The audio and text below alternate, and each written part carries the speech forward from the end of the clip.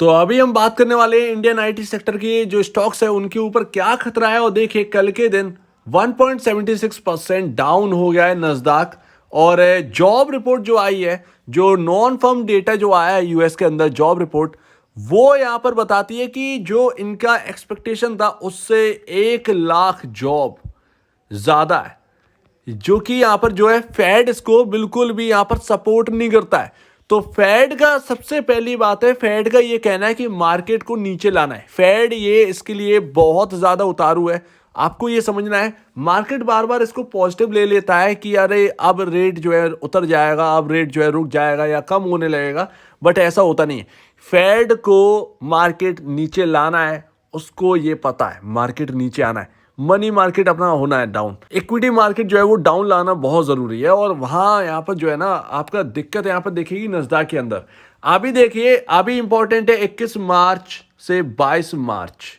जी हाँ, 22 मार्च को रात 11 बजे यहां पर आपका आना है इंटरेस्ट रेट। अब वो क्या होगा, 0.50 बेसिस पॉइंट होगा, 0.25 बेसिस पॉइंट होगा, क्या होने वाला है। बट उसके बाद जो कमेंट्री होगी वो तो और भी इंपॉर्टेंट होगी। तो ये 21 और 22 मार्च ये ना मार्केट के लिए बहुत इंपॉर्टेंट है। और अगर नस्दाक में इसके साथ साथ यहाँ पर जो है शायद मेरे ख्याल से जेपी मॉर्गन है या मॉर्गन स्टैनले, उन्होंने कहा है कि यूएस मार्केट में एक इंटरडे करेक्शन आनी है बहुत बड़ी, 4 से 5% एक ही दिन में यहाँ पर जो है ना ये इंडिसेस जो है वो गिरते हुए नजर आएंगे। अब वो कौन सा दिन होगा, आज हो, कल हो, परसों हो, ये उनको भी नहीं पता है, ना किसी और को पता है। लेकिन एक बहुत बड़ी गिरावट आनी दिखेगी।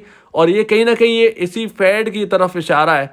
22 मार्च को जो इंटरेस्ट रेट अनाउंस किए जाएंगे तो सबके लिए यहाँ पर जो है काफ़ी, यहाँ पर जो आईटी सेक्टर पर देखें तो काफ़ी जोखिम भरे दिन होने वाले हैं। अभी बीच के दिन तो और भी ज़्यादा टफ है कि बीच में क्या होगा। और अगर नस्दाक यहाँ पर जो है ना 52 वीक लो टूटता है इसके अंदर, तो फिर ये और भी ज्यादा प्रॉब्लम है नस्दाक के। और यहाँ पर ये समझ लीजिएगा कि वापस जो है वो बियर मार्केट का जो एंट्री है इंडिसेस की, वो बियर मार्केट के अंदर एंटर हो चुका है।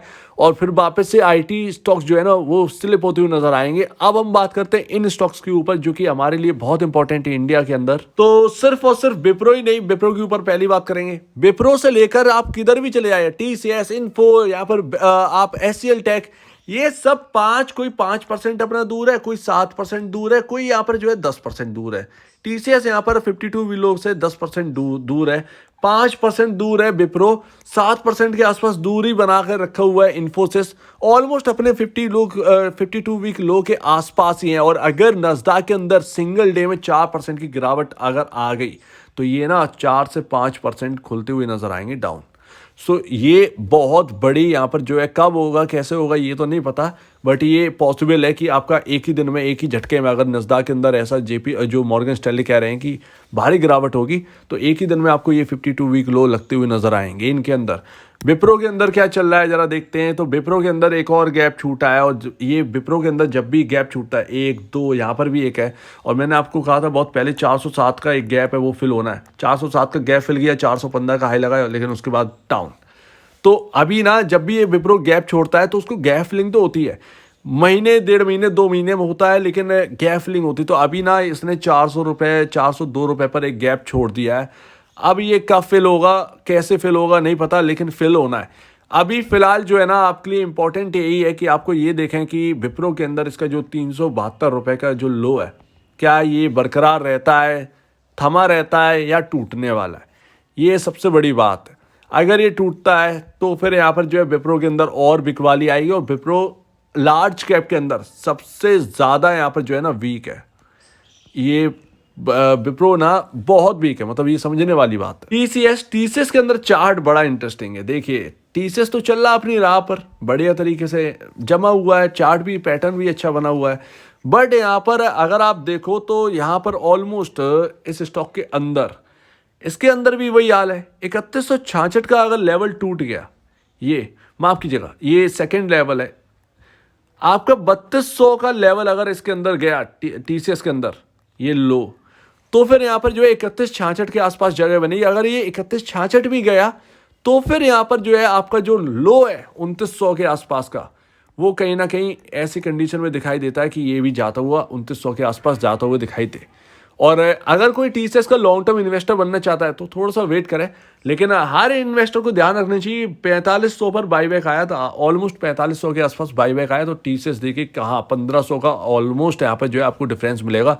अगर ये 2500 का रह जाता है, मान लीजिए यहाँ पर नस्दाक जो है वो 9000 यहाँ पर 9000 पर आ जाता है नस्दाक, ऐसे में यहाँ पर क्या होगा, ऐसे में आपका टीसीएस ऑलमोस्ट 2700 के आसपास दिखाई दे जाएगा, ऐसा पॉसिबिलिटी है। इन्फी के अंदर भी इन्फी का एक अपना अलग ही चार्ट है भाई, यहाँ पर एक रेंज में वर्क कर रहा है इन्फोसिस, और यहाँ पर 351 का निचला लेवल है जो कि ध्यान में रखना है, 351 रुपये। अगर ये इसके अंदर जाता है तो फिर ये गया, और ये भी 5-7% के आसपास यहाँ पर जो है दूरी बनाए रखे है अपने लो से।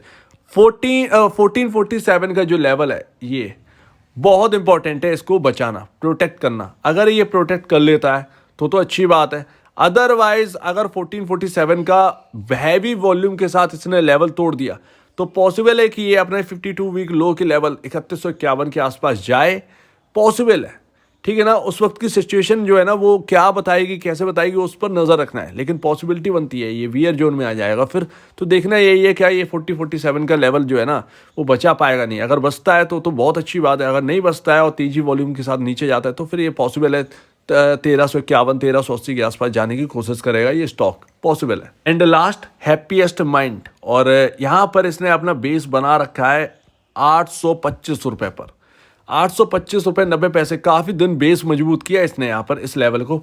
अब सोचिए अगर 825 रुपये 90 पैसे अगर टूटता है, जो कि बहुत ज़्यादा बेस यहाँ पर जो बना रखा था इसने, अगर वो टूटता है तो ऑब्वियसली बात है यहाँ पर गिरावट होगी, 780-785 के आसपास जाने की कोशिश करेगा, ये पहला लेवल होगा। अगर ये 825 रुपये 90 पैसे टूटता है तो सीधा यहाँ पर जो है 785 इसमें पॉसिबल दिख जाए। अगर 785 का लेवल भी अगर हैप्पीएस्ट माइंड के अंदर नहीं रहता है तो एक भारी गिरावट के चांसेस यहाँ पर दिखते हैं। और मैं तो आईटी सेक्टर के हर इंसान से कहता हूँ कि भाई अगर आपको आईटी सेक्टर के अंदर, हर इन्वेस्टर से कहता हूँ कि यहाँ पर जो है ना पसंद है अगर आपको आईटी स्टॉक्स, तो आप एक बार रिसर्च करिए इस गिरावट के अंदर। ये गिरावट आती है तो आपके लिए बहुत अच्छा होगा आगे के लिए, ज़्यादा से ज़्यादा 7-8 महीने 10 महीने चलेगा, उसके बाद तो ना सुहानी दिन है भाई, तो ये देखना है। तो बहुत अच्छा स्टॉक है, और यहाँ पर एक स्टॉक का नाम लेता हूँ, उसके ऊपर आप स्टडी करिए, डेटामेटिक। ये इसलिए कहता हूँ कि यहाँ पर जो है ना बहुत सस्ता है, इसके फाइनेंशियल बहुत अच्छे हैं, कंपनी के ऊपर कर्ज नहीं है, बहुत अच्छा स्टॉक है आईटी में, और लगातार इसके फाइनेंशियल बढ़ रहे हैं। तो इस पर ऐसे स्टॉक्स के ऊपर क्यों ना हम नजर रखें। अगर ये लो पर मिलता है 300 रुपये के आसपास चला है, ये गिरा नहीं है बाकी स्टॉक की तरह, ये नहीं गिरा ये स्टॉक। 300 रुपये से अगर नीचे मिलता है, जैसे 200 रुपये मिल जाता है, भारी गिरावट होती है मार्केट के अंदर 200 के आसपास, 210 के आसपास, और अच्छा लगता है लॉन्ग टर्म के लिए, तो देखने में क्या आ जाए। तो इसके ऊपर स्टडी करिए डेटामेटिक के ऊपर, आपको फिर अगर अच्छा लगे तो इसके बारे में बताइएगा कमेंट सेक्शन में कैसा लगता है ये। तो ये रहे 4 स्टॉक्स आपके सामने। हमने लार्ज कैप के ऊपर बात करी, हमने एक मिड कैप के ऊपर भी बात कर ली है। ऐसा सिनेरियो बन रहा है आईटी के अंदर, तो कैसा क्या होगा पता नहीं है, बट 21-22 मार्च को हमें पता चलेगा क्या मॉर्गन स्टैनले की जो प्रिडिक्शन है वो सही होने वाली है। क्या एक सिंगल डे भारी गिरावट आने वाली है यूएस मार्केट के अंदर, 4-5% के सिंगल डे बताएगा। अगर बाई चांस फेड ने 0.75 बेसिस पॉइंट कर दिया, बढ़ा दिया, तो ये पॉसिबल है आपका 4-3-4-5%, 3% तो पहले भी गिर चुका है, 5% तो गया ये यूएस मार्केट। तो देखना है, बाकी हम जो है स्ट्रेटजी बनाएंगे उसके आसपास आईटी सेक्टर में कैसा करना है और क्या करना है। तो उम्मीद है आपको ये बात अच्छी लगी होगी। आपका क्या कहना है इन स्टॉक्स के ऊपर कमेंट सेक्शन में कहिए, और अब वीडियो देखने के लिए बहुत धन्यवाद दोस्तों।